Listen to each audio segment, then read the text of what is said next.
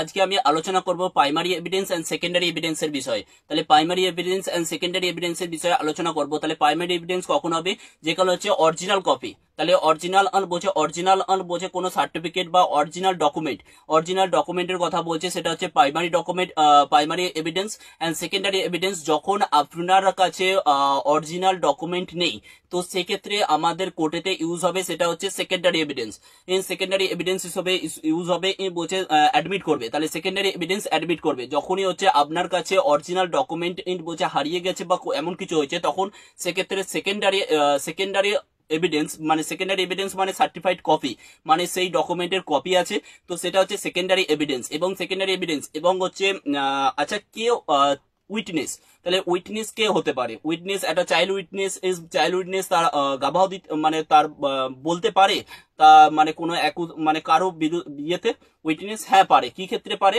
এখানে বলা হয়েছে ভারতীয় সাক্ষ্য অধিনিয়ম সেকশন 124 এটাই বলেছে এনি পারসন অন বলছে কোনো ব্যক্তি হতে পারে অ্যাজ এ উইটনেস হিসেবে, সে আন্ডারস্ট্যান্ড দ্য কোশ্চেন্স, সে একটা আন্ডারস্ট্যান্ড কোশ্চেন্স এবং বুঝতে পারে কোশ্চেন্স এন্ড হচ্ছে রেশনাল অ্যান্সার।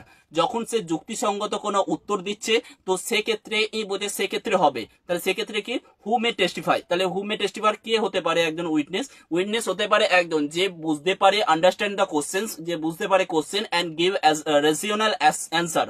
যখন কেউ যুক্তিসঙ্গত উত্তর দেয় এবং হচ্ছে সে যে বুঝতে পারে হচ্ছে কোশ্চেন বলছে আন্ডারস্ট্যান্ড বোঝে, যে বুঝতে পারে কোশ্চেন এন্ড যুক্তিসঙ্গত উত্তর দেয়, সেই একমাত্র উইটনেস হতে পারে। তাহলে চাইল্ড উইটনেস হ্যাঁ হবে, তাহলে চাইল্ড উইটনেসও হবে। তা সেক্ষেত্রে বলা হয়েছে যখন হচ্ছে প্রাইমারি এভিডেন্স হচ্ছে একটা অরিজিনাল ডকুমেন্ট, যেটা হচ্ছে অরিজিনাল ডকুমেন্ট আমাকে রিজনেবল গ্রাউন্ড বা রিজনেবল রিজন দেখাতে হবে, সেক্ষেত্রে রিজনেবল রিজন দেখাতে হবে, কারণ দেখাতে হবে, তবেই আমার সেকেন্ডারি এভিডেন্স অ্যাডমিট করবে। তাহলে ফার্স্টে আমাকে রিজনেবল প্রাইমারি এভিডেন্সের সঠিক কারণ দেখাতে হবে যে আমার কাছে অরিজিনালটা নাই, সেক্ষেত্রে অরিজিনাল ডকুমেন্ট, সেখানে আমাদের সেকেন্ডারি এভিডেন্স যেটা হচ্ছে